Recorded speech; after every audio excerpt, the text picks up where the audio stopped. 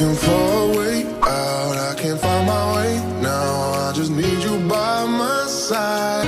Lately, I've been thinking, baby, we could get away and never look back, never look back, never look back, no, never look back, never look back, no. Hi everyone, welcome back to my YouTube channel. So we have come to one of the most prestigious places in Tooro Kingdom, and this is the palace, the Tooro Palace. If you've been to Tooro and you've been to the palace, you know how beautiful it is. You can see the view when you're at the palace. You can be able to see the entire city, the entire Tooro city, just right behind me there. Yeah, and when you come to Fort Portal, we've been told that touring the palace is only 2,000 shillings. So it's very affordable compared to the other places that we've been to. And I'm going to be showing you just a view of what you can see when you are right here at the top of Fort Portal at the palace, what you can be able to see, so that when you come here, you know what to look out for and you know what to come and see in Fort Portal town. So let's go on tour. I've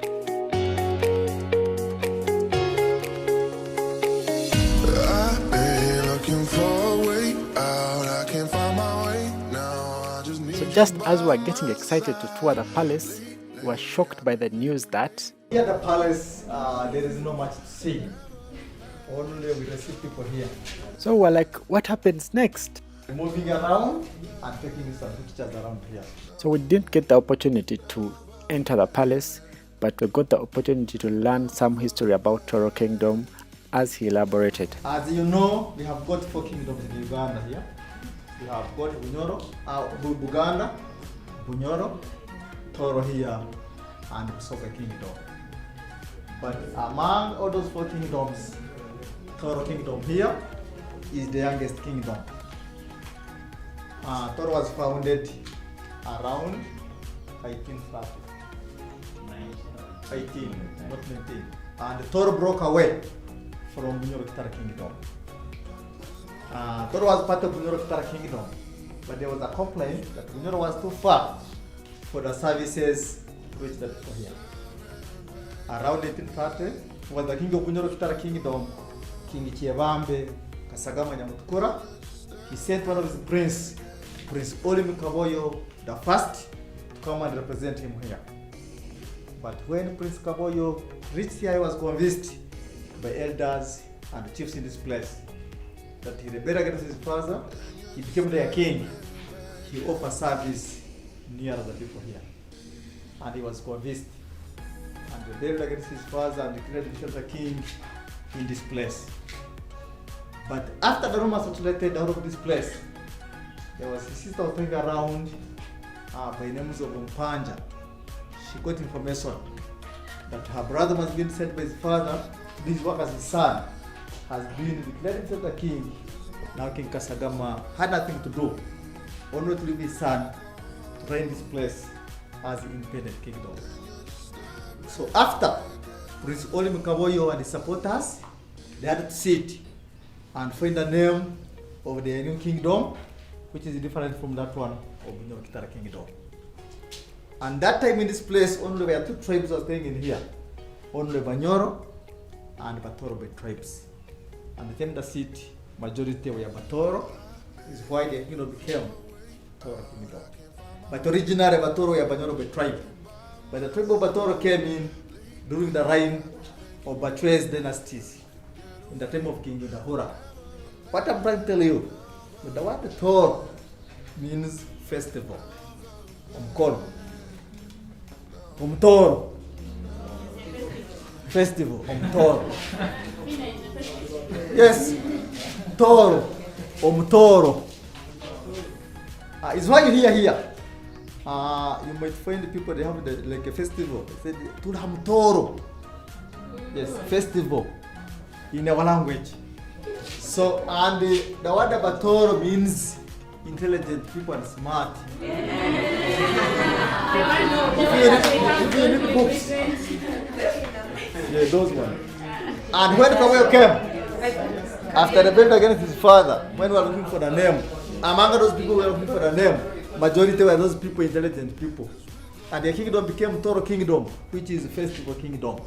Festival intelligent.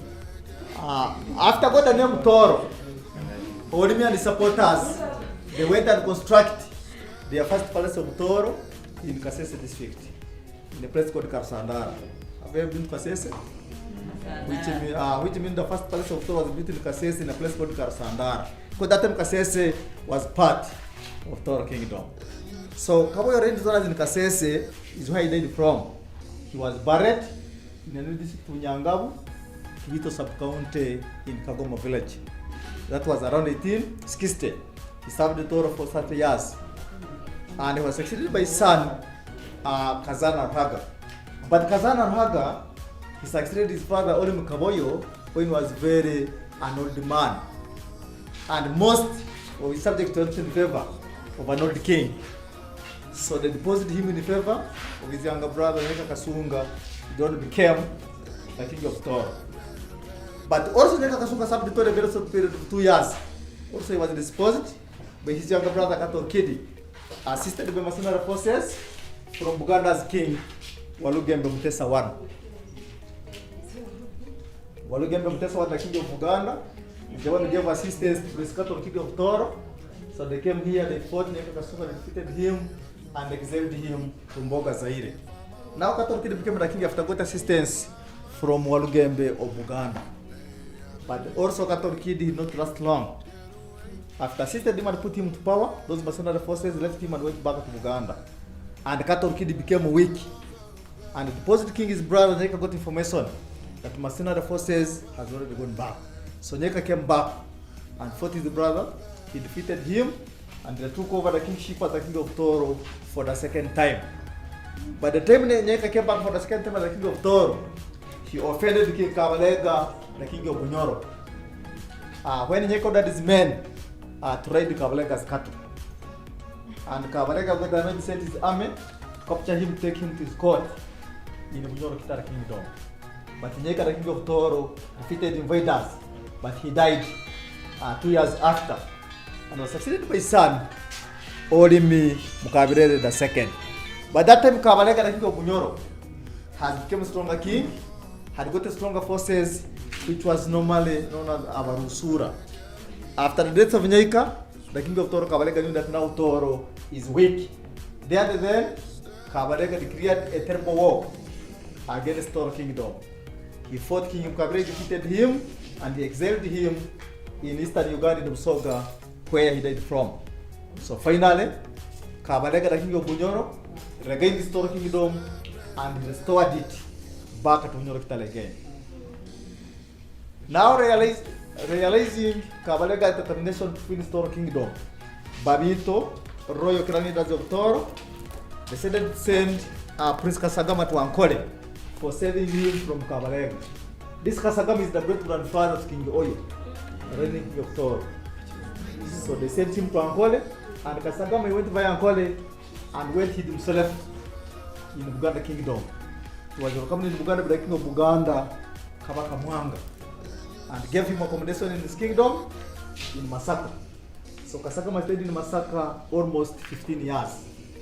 But around 1885, Uganda received two British men, Major Sergeant Poto, who came with his friend, Captain Frederick Logard.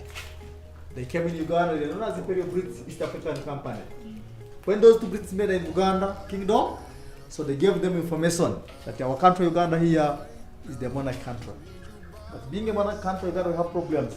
Those cultural leaders, those kings, they are fighting each other. So they gave them example that Bunyoro Kitara came and fought this king and exiled him in his kingdom. So they went and met him in Buganda Kingdom in Masaka. They reached the extent of getting him on power from Buganda Kingdom, Abamboa, assisted by mercenary forces from Sudan, which is the Nubian community of Tooro now. So they came via Kasese, they fought Kabalega's force, they defeated them, so they brought back Kasagama in Tooro Kingdom. It was around 1891. So the time he came back this year, he became the king of Tooro, because his father was already passed away in Soga in exile. It's why you see the whole of Uganda, only Kabale district here is only one of the districts of a town with an English name, Fort Portal. So they got the name Fort Poto in two things.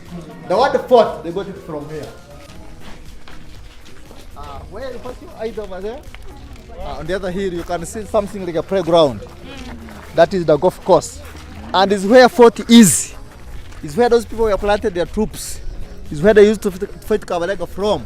It's where they got the word fort. And they got the word Poto on the name of Sergeant Poto. So they got the name Fort Poto of this town. And also they had to name one of the city in town here, Lugard Street, after Captain Frederick Lugard.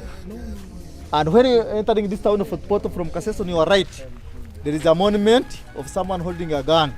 That is the monument of Sergeant Poto. All those things were put in place to remember the good job of those two British men, Sergeant Poto and his friend, Captain Frederick Lugard.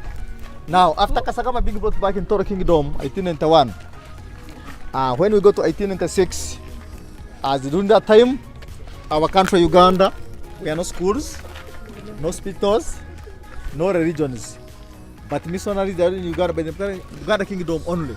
Now, our King Kasagama, Chiebambe got interested to be converted in Christianity. And a man worked from here, many miles up to Kampala Mirembe, to be converted in Christianity. And was baptized on 20th March 1896 by Bishop Francis Tucker.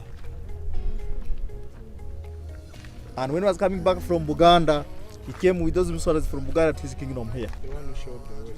And yes, which means Christianity education started in his reign. Ikiingura, that in our language, now, Kasagama, when he was coming back, he came with those missionaries from Buganda to his kingdom here. He came with them, it was in 3 groups. It was teachers, preachers, and doctors. And when they got here, many people were informed about Christianity, education, and health. Now our king got interested to stay with them, his people to learn more. The way to stay with them, it was one to give them land. They constructed churches, schools, and hospitals. Had to give out the land. His palace was where you hear people preaching that side. That time our palace was that side. So our king gave out that land to missionaries. Is why that place that constructed school for girls, which was named after him, Chiebambe Girls. And up to now, that school is the best school for girls in Tooro Kingdom here.